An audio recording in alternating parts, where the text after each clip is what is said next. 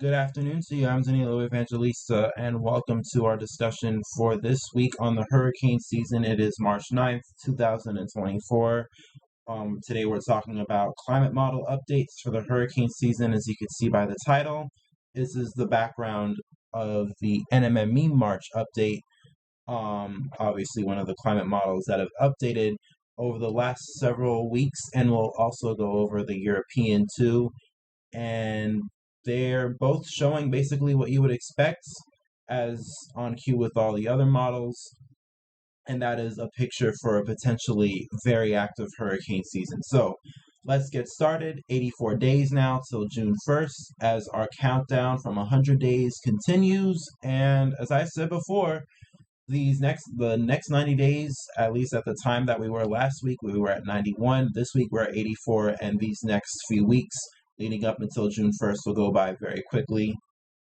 And everything now that happens between now and June 1st will be crucial as to the fate of the season. And that's definitely shaping up for sure, especially with the climate model data that we're getting, at least from this week so far, and more climate model data is still to come. Moving on to sea surface temperature anomalies, very interestingly, we have our very warm Atlantic. That is to be expected. But notice we are now starting to see actual cracks in the ENSO.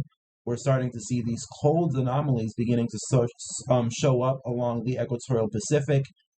So basically, what the models have been predicting for months ahead of time are now starting to come to fruition. So especially if you believe in climate models just being a bunch of hype and being a bunch of BS, and we should throw them out and not listen to them this time of year.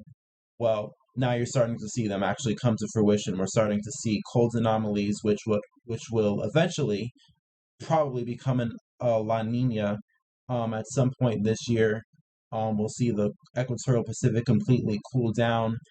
And this is reflected in the T-depth anomalies. You could see the cold below the surface, and you could see it starting to make its way to the surface. This is a look at the anomalies below the surface along the equator, and you can see all this blue just lurking right below the surface, and it's now beginning to surface too, right in that area in the Eastern Pacific where we're seeing these anomalies. Just how perfect those line up. You can see it perfectly right there. So that goes to show that La Nina is beginning to develop actually this time, and will probably continue to progress towards La Nina and a colder ENSO in a few weeks. And you can already see that in the Nino 3 region. Look at just how much has dropped off since the start of the new year. Since January 1st, we were at 2 degrees Celsius above normal in the Nino 3 region. This is not the Nino 3.4, but since then, the Nino 3 region has dropped off significantly, and now, as of the latest value, we're only at 0.8 degrees Celsius. And you could obviously see that reflected because they're starting to take these values of cold anomalies beginning to show up along the surface as calculated in the average for the Nino 3. However, if we look at the Nino 3.4 region, we still see a bunch of the anomalies remaining. We're still above 1.4. We're still right around the strong Nino, because we're still in a potent El Nino right now, but we're beginning to fade away.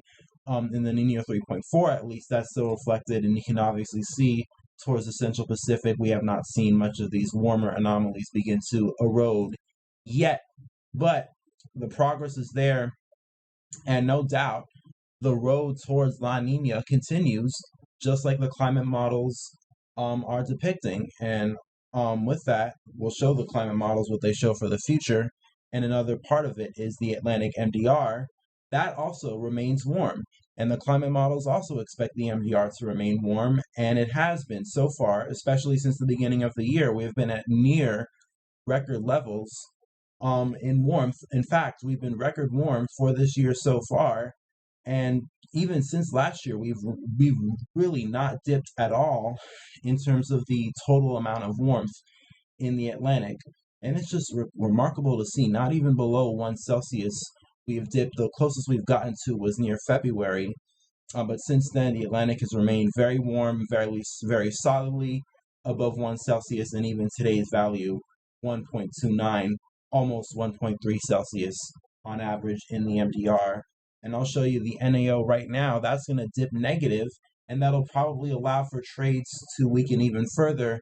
And I wouldn't be surprised if we're seeing this small little dip right now in the anomalies if that reverses and goes back up over the next several days. And this will be very key, especially over the next few months.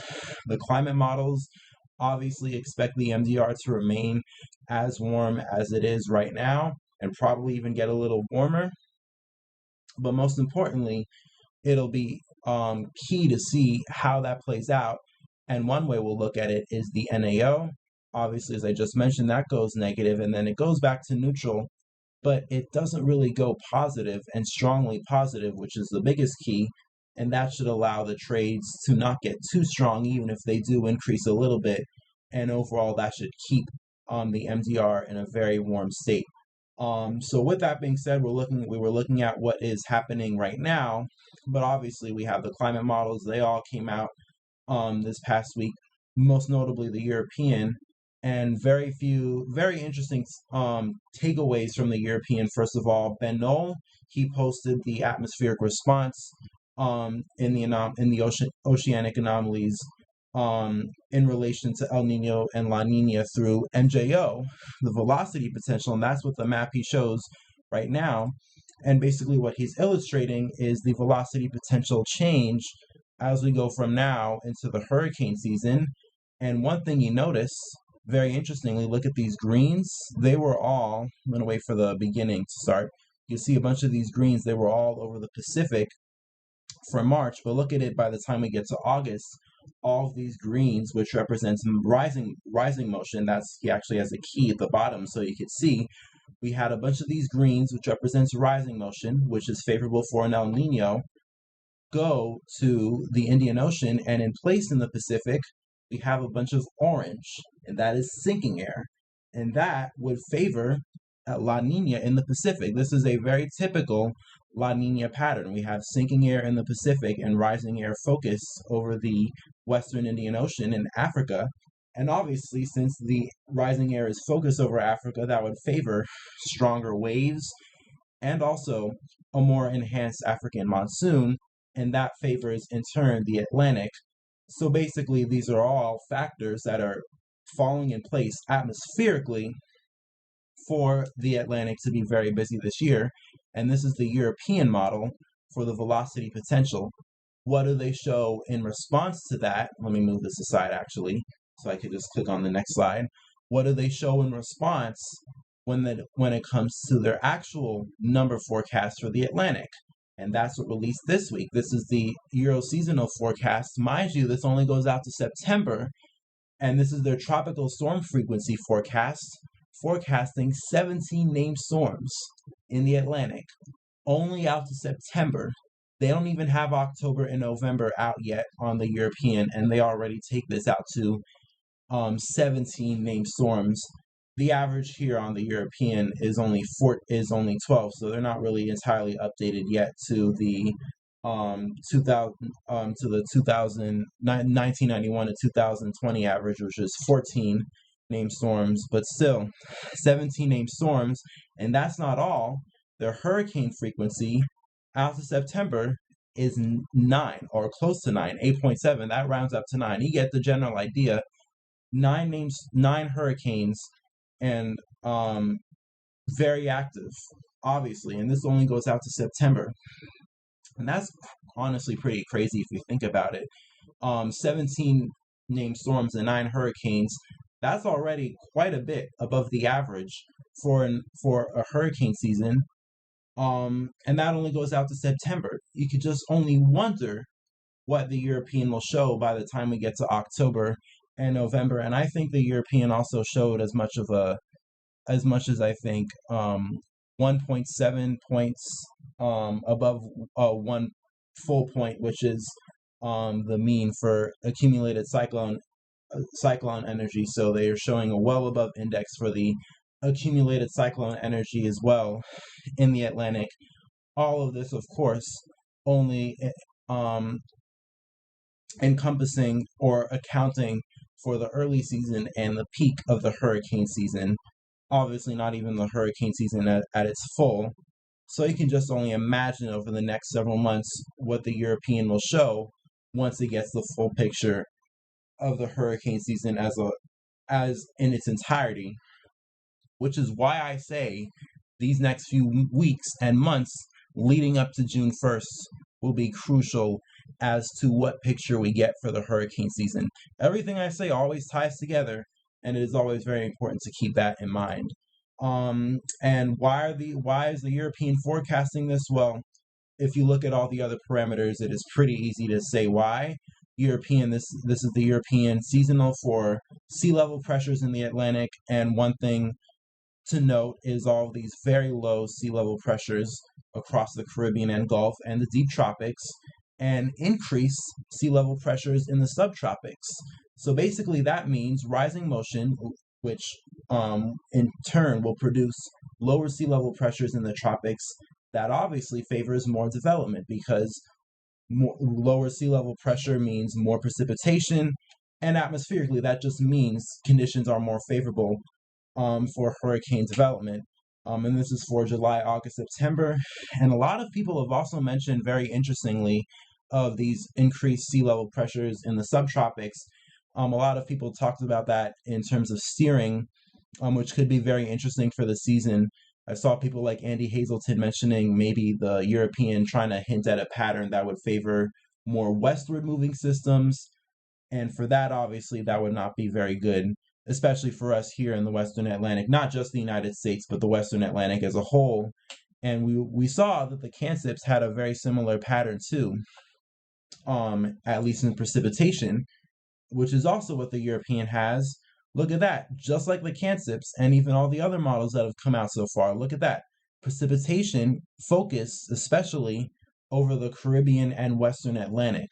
And a lot of that too, look at that. The upper end of the scale in terms of precipitation, all reflected right in the Caribbean and Gulf. Very interesting indeed. And obviously, the last factor into this, sea surface temperature anomalies. And as I mentioned, they all expect that this will remain as warm. This is as much as 0.5 to 1 degree Celsius above normal, and that's widespread throughout the entire deep tropics in the Atlantic. And keep in mind, the models this far out, they tend to underdo sea surface temperature anomalies compared to what actually happens in that time. So just imagine how much warmer the Atlantic will probably be around this time than what the models show right now. And obviously, all of these factors together, you can really put together why the European is so aggressive in terms of his forecasts for the Atlantic this far out. It just makes sense.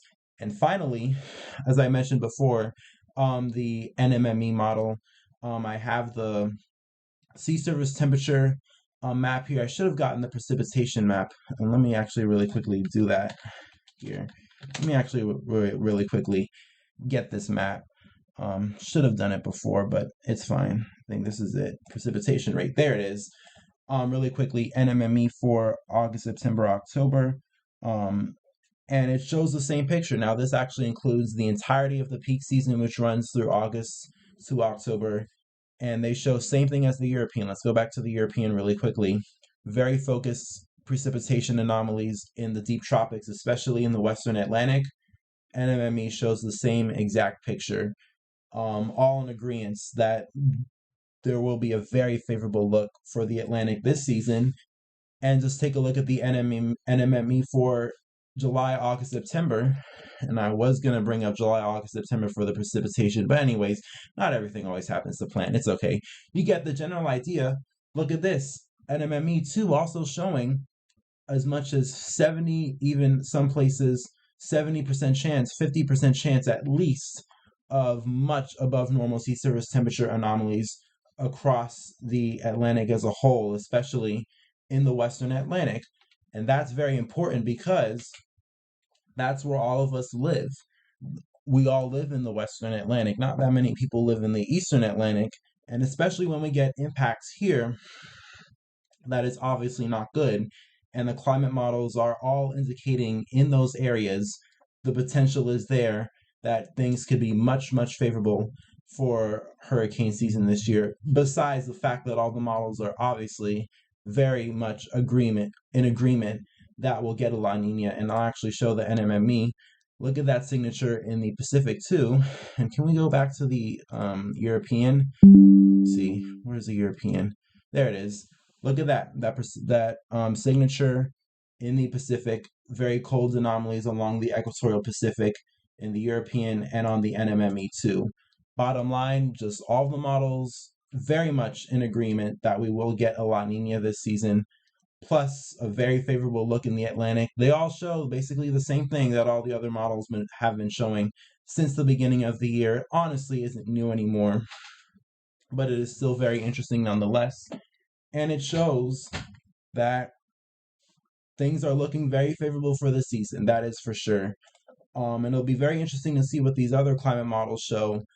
But I'd assume they'll probably show the same thing as well. But it's not always doom and gloom, because one thing you can look at it is the fact that we're getting all this information now instead of actually waiting till the season starts and then just getting all this thrown in our face, and we really don't have time to prepare. We do, and that's why I say these next few weeks leading up to June 1st will be crucial, because number one, that gives us more time to get more information, but it also gives us more time to prepare and expect and get a better idea of what to expect for the season. So instead of when we get into the season, we're all just completely lost. And that's why I think all these climate models are honestly a blessing, and they should not be thrown out, especially even though it's still a little early on right now. It's only March,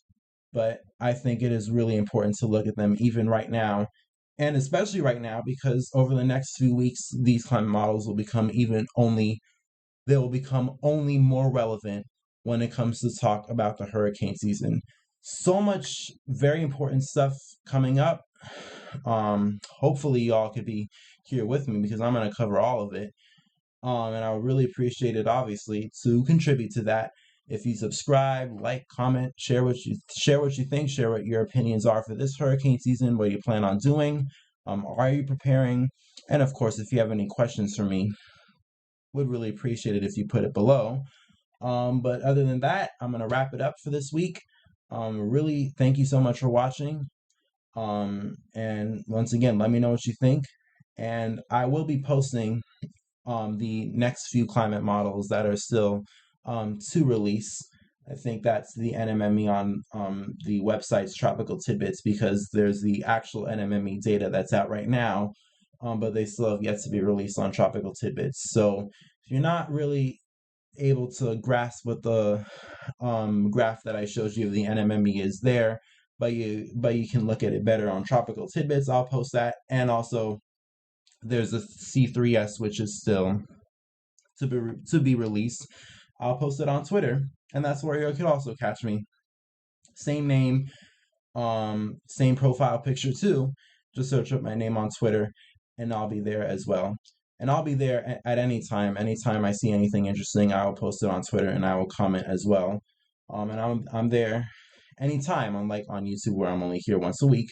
But I'll obviously be able to respond to your comments, and I will respond to any comments you have. I'll be able to respond to them at any time. Thanks again, though, for watching. Stay safe. Peace, love, and kindness to all, and we will talk again very soon.